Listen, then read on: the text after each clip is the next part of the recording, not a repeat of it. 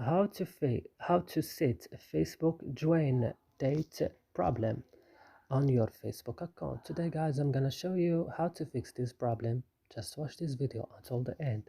So let's start. First you will just open settings of your phone and you will go directly to apps, and on apps search for Facebook, and when it's opening, just come here to storage and go to clear data, click OK, and that's it, your problem will be fixed. So I hope this video is useful for you. Do not forget to like and subscribe in our channel, and see you in another videos.